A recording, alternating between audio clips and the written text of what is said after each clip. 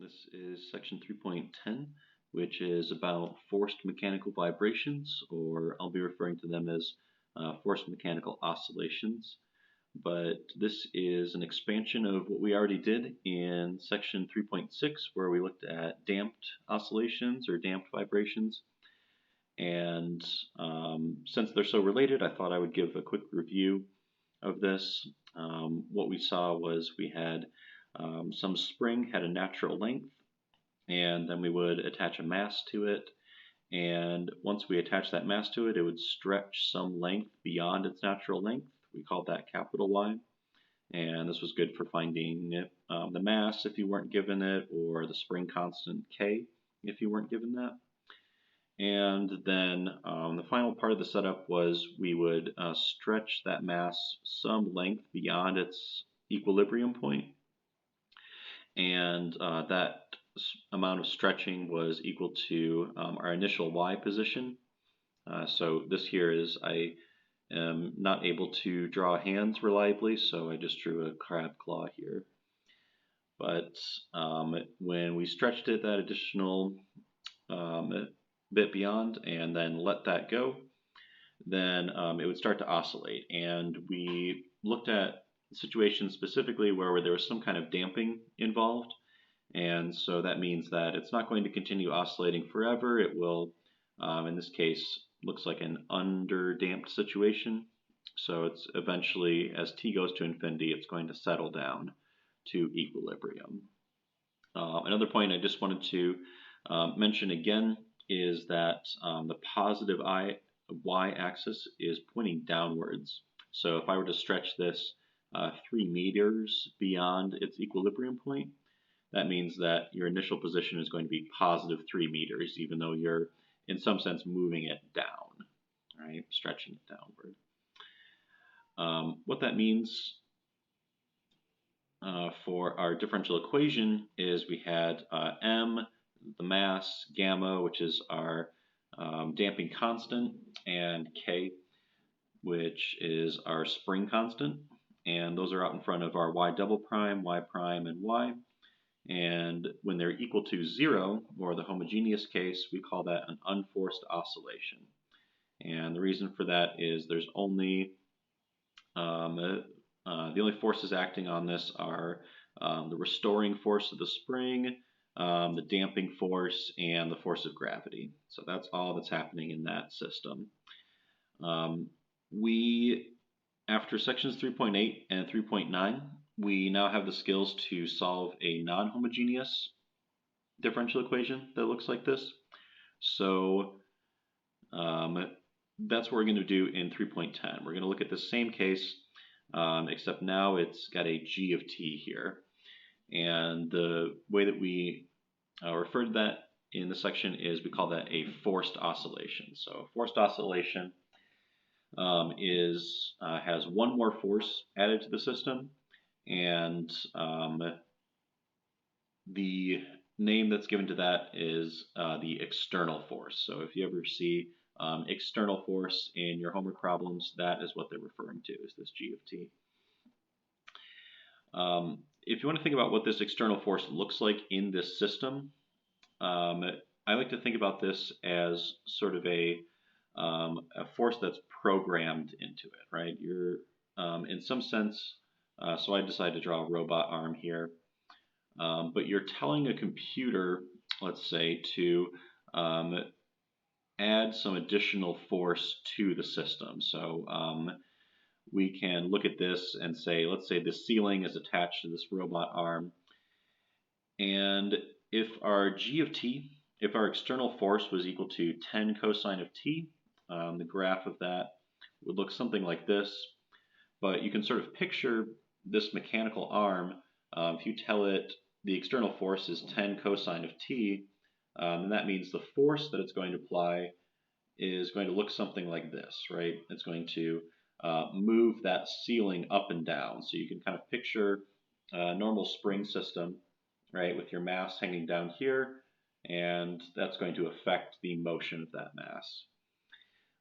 Another thing to consider would be this, let's say that your g of t was equal to this 10e to the negative t. So that is a decaying force, right? So over time, this force will go down to nothing. But you could sort of picture that as being like a force that starts off very strong in the beginning. So it increases the stretch of that spring right away. And then as time goes on, that force diminishes, and then the mass is allowed to move freely up and down. But the application of this isn't super important for solving these differential equations. Since we already know how to solve non-homogeneous differential equations, really all you need to know to solve the problems is to note that G of t is called this external force, and we're going to be adding that to our differential equation. Okay, so, oops, spoilers. I want to look at, well, I'll leave it zoomed out for now. So I want to look at an example problem, and the reason that I think you should go through this example problem in its entirety is this problem touches on a lot of different sections. So this touches on section 3.2 because you need to know about differential equations and how they work. You need to know 3.5 so that you can deal with complex homogeneous solutions. You need to know 3.6, how mass and spring systems work. You need to know 3.8 to deal with non-homogeneous particular solutions. And then we're in section 3.10. So the idea, I think, with this one is if you know how to solve this problem, so not only can you follow along with what I'm doing, but if you were given this problem on an exam, would you feel confident progressing, each individual step, going through it? Then if you can do all that, then that means that you're definitely on the right track for this class, and you have a good grasp of the material. So you can kind of treat this as a little test to see if you're keeping up with what I think you should be able to do. Okay, so I'm just going to kind of scroll through this since I have a lot of it written out already. Like I said, it deals with a lot of sections. So this is the problem. This is what you'd be given. All right, so we can say given that you're given all your constants, mass, damping constant, and spring constant are equal to these three numbers. One thing I will say is I'm not going to use units in this problem. Let's just assume for this problem that 2, 8, and 80 are all in the metric system and they all line up with each other. There's no centimeters or meter conversions to worry about. We also have an external force of 20 times cosine of 8t. So our general equation is going to look like this. Mass gamma k, and then remember that we have an external force here. I wrote it like this, and then it's totally fine for you to solve in this form, but I went ahead and divided everything by 2 just to make these numbers a little bit more manageable to work with. So now that we have this is a non-homogeneous second order constant coefficient linear differential equation. So we know how to do those, right? That's the skill set that we've been working on. So the first step is to find the complementary solution. So we temporarily set this equal to 0 and try to solve the homogeneous case. We assume that y is equal to e to the lambda t, that it's got that form, and then we're make the substitution where this is gamma squared lambda. This is lambda squared. This is lambda, and then this is just 1. I don't feel confident doing this as a factoring exercise, so I'm going to use the quadratic formula. I assume everybody here can do that properly, so I'm going to skip ahead to my result, which is that lambda is equal to -2 plus or minus 6i. I guess the one thing to remember here is that when you divide by 2, a really common mistake I see is to only divide this real part by 2 and then forget to do it over here. So just make sure that you keep that in mind. We do have two complex solutions here. So when or complex roots, I guess. But these two complex roots, we know that this is going to have a complementary solution that's in terms of sines and cosines.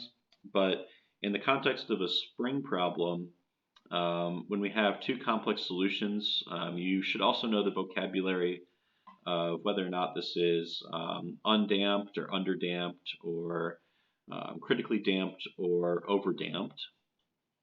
So just take a second to confirm that you know what happens when we have complex solutions, and that is that it's underdamped. Right? So underdamped, when something is underdamped, that is means it's going to oscillate back and forth, and then it's eventually going to settle on 0. But it may swing back and forth a couple times before that happens. So we've got a relatively weak damping force, right? Our B is weaker than our 4 times mass times K, or spring constant. In any event, our lambda is equal to -2 plus or minus 6i. So that means our alpha is equal to -2 and our beta is equal to 6. We could write our form as e to the lambda t for both of them, but we know that it's a better form to write this as a real valued solution. So when we have complex solutions, our general formula is that our complementary solution is equal to e to the alpha t, a cosine of beta t plus b sine of beta t. Plugging everything in, we get this. And that's it for a complementary solution. We are dealing with a non-homogeneous, so we do need to find the particular solution, but this is it for a complementary solution. So we're, in some sense, we're halfway there, right? Or step 1 of 3, and the third step is so easy.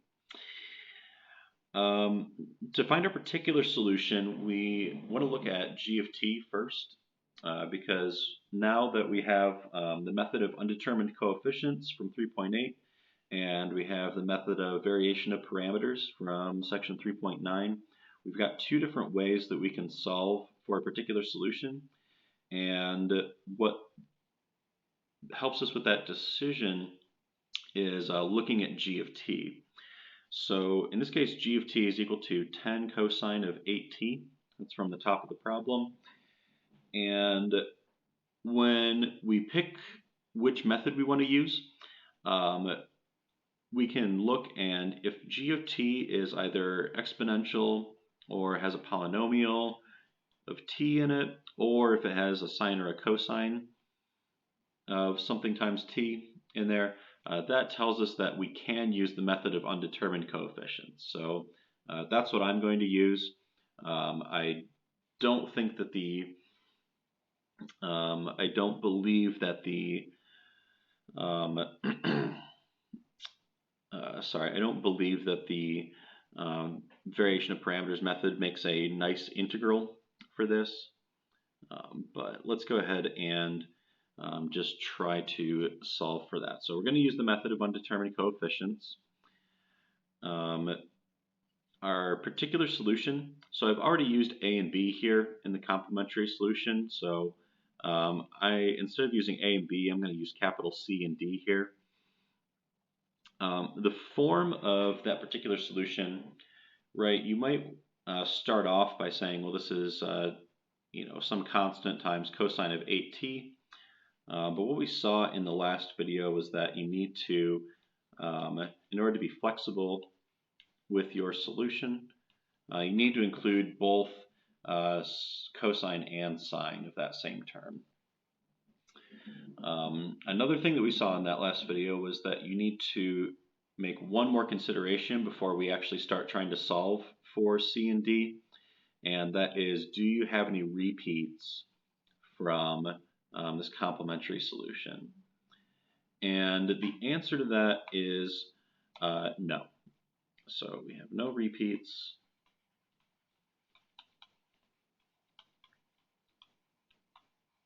From our complementary solution. If we did have any repeats, we would multiply this whole thing by t, and that would give us an independent solution.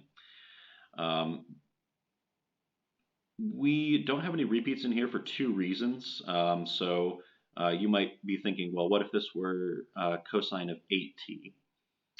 We still wouldn't have any repeats here, right? So even if this were a times cosine of 8t plus b sine of 8t, this piece here, e to the negative 2t times some constant cosine of 6t, that tells us that even if the betas matched on both of these, we would still have independent terms, because this is just a constant times cosine of 8t, and this would be e to the negative 2t times a constant times cosine of 6t, or 8t. So it's kind of no repeats on two accounts. One, this is a 6 and this is an 8, and the other is that we have this e to the negative 2t term there. But that's always something you need to think about when you're making your particular solution, is are you repeating from the complementary solution? Okay, I went ahead and solved for yp and y prime of p and y double prime of p. And then I'm going to plug those into the differential equation. I find that this is the spot, right, when you figure out the form of the particular solution, that a lot of people get a little lost in here. So I want to give you some background for what we're doing here, or some context for that. Again, we're taking this particular solution, and it's a solution, right? The particular solution is a solution to the differential equation. So that means if we plug in that solution, it should solve the differential equation, right? So we have yp, y prime of p, and y double prime of p. And if we plug those into this differential equation, including our g of t there, then we should solve it. And we're going to be able to solve for C and D in the process as well. So the method of undetermined coefficients is going to work for this. Oops, this should be a 8t.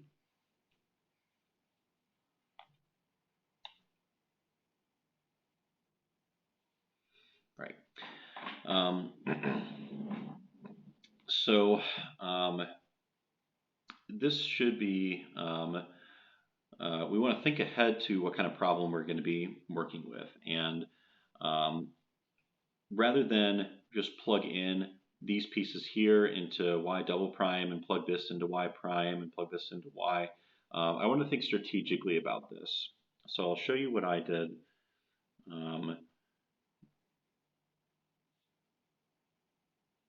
In order to set this up. So these are all 8s.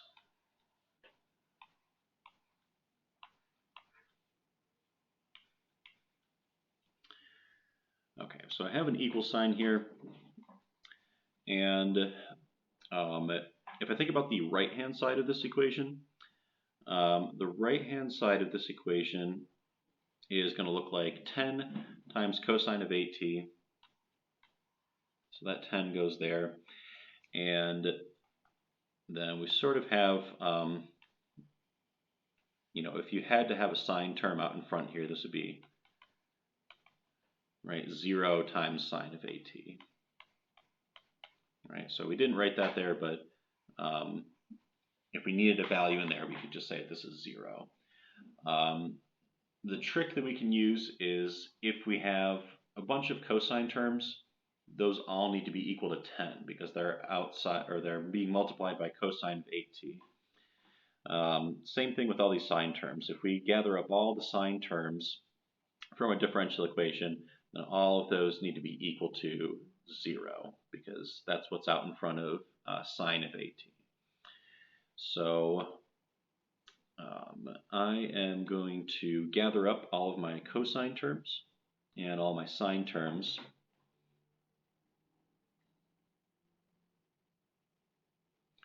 Get everything on the same page.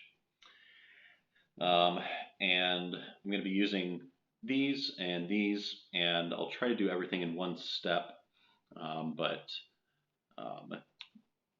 I'll tell you the thing that I'm telling myself right now, which is to be careful with everything. All right, be careful. So let's see. Let's start with y double prime of p here. So y double prime of p, if I think about my cosine terms, I have negative 64 times c, and my sine term I have negative 64 times d.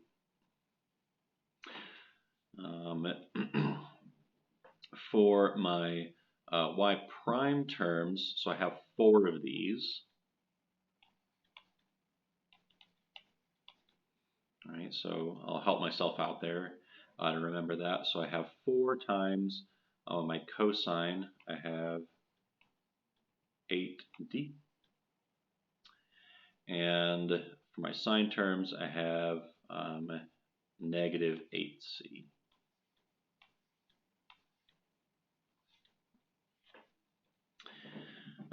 For my yp terms, I'm going to have 40. And I'll save my plus or minus for when I figure out what those are. So let's see, my yp terms, I'm going to have cosine is c, and that's positive.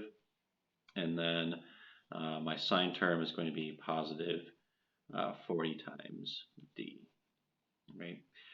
So I get 2 equations from this. Right? One from the top here, which says that all these cosine terms have to be the same on the left and right. So let me just do some quick math here. So this is, oh boy, 32. So we have a system of equations here, right? 32 d, and then this will be minus 24c if I combine those terms. That is all equal to 10 to make my cosine terms match up. And then this next piece is going to be negative 24 d minus 32c is equal to 0.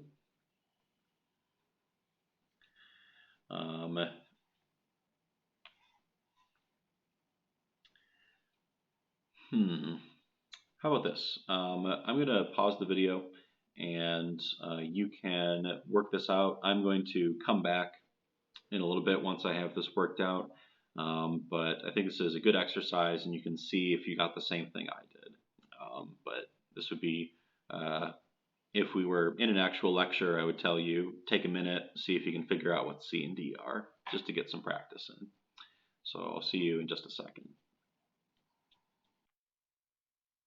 Okay, so you can see my scratch work here.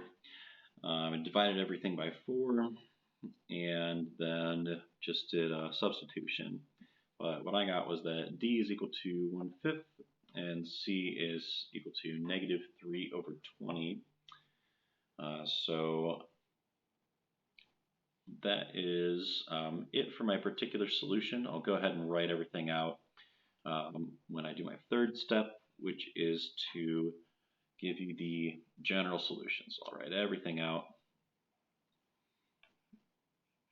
So y is equal to yc plus yp. That's my next step. So y is equal to, let's see, my first one was yc is e to the negative 2t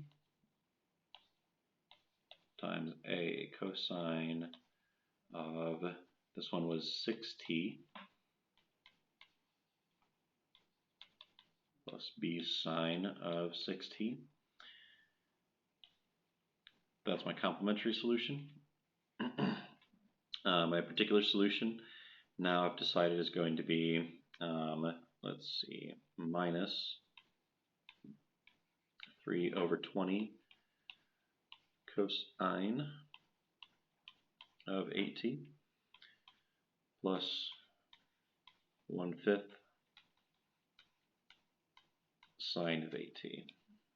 All right, where this is my yc,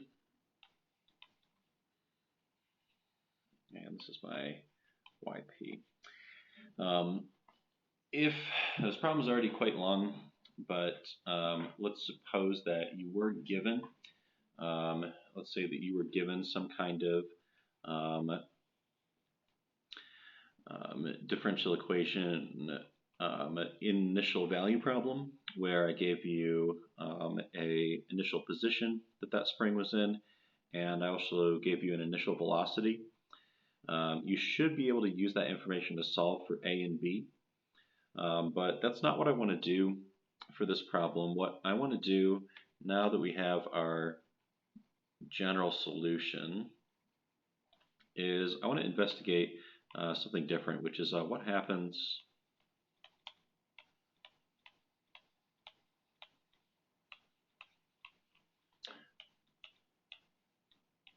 what is the behavior of the spring when t goes to infinity?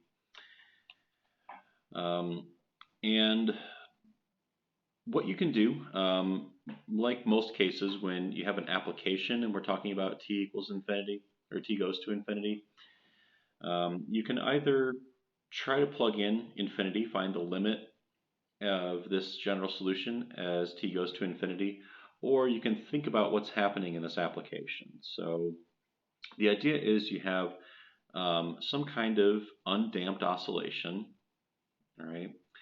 And then you've got this robot arm that is going to be moving up and down according to cosine of 8t, right? So if you let a damped system run for long enough, it is going to return to equilibrium, right? So eventually that initial stretching that you did, that's going to dissipate, right? Maybe it gets lost to heat energy, or maybe there's some kind of dash pot system. Is sometimes what your book will use to talk about damping. But in any event, this part is going to go away, and all that's going to be left is the part that's due to the external force in there. So I'll say that yc will go to 0,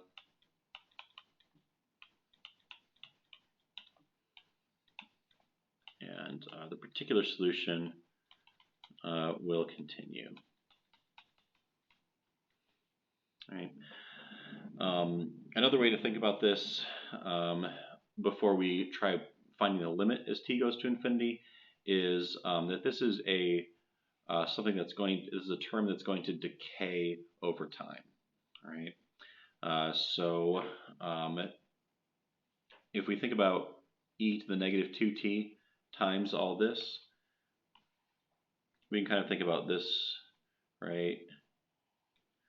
Decaying term, and our oscillation is going to be bounded by those that e to the negative 2t, since all it can ever hope to accomplish is that it's going to be either -1 or 1 times this piece here. Okay, so I think I'm going to leave this as an exercise for you to find the limit as t goes to infinity with this, knowing what you know now, but just a few tips.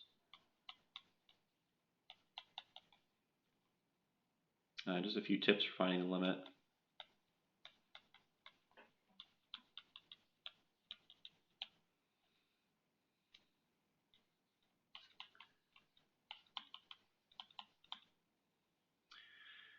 This applies for any class, but just know that the limit as t goes to, let's say, well, I'll just call it t star, all right, some value, maybe I'll call it capital T. So as t goes to some value t of some function of t times some function of t, assuming that both of these limits exist, you can split this up.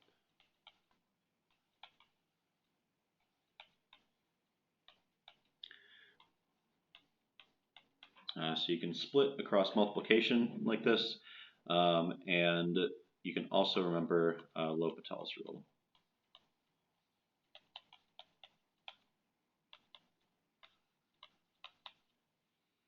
So that says that if you have the limit as t goes to some t of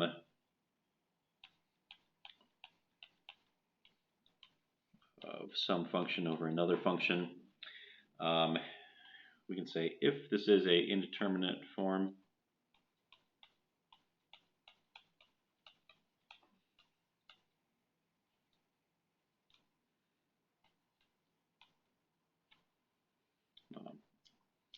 I'll write the part that everybody likes.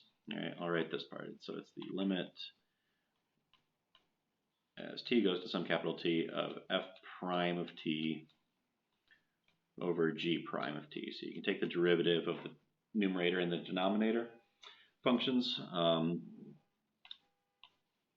but we'll say if this produces an indeterminate form.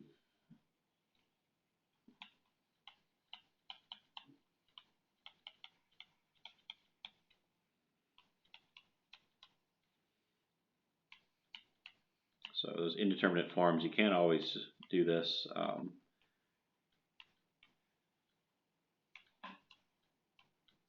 Right, those would be the big examples where you have 0 over 0 or infinity over infinity. Okay, so that's it for this section. Again, if you are able to follow this, that's great. If you think that you can reproduce everything that I did here on an exam, that's even better. That means that you have almost, I can guarantee you have almost all the skills that you're going to need for the upcoming exam. So, yeah, see you in the next video.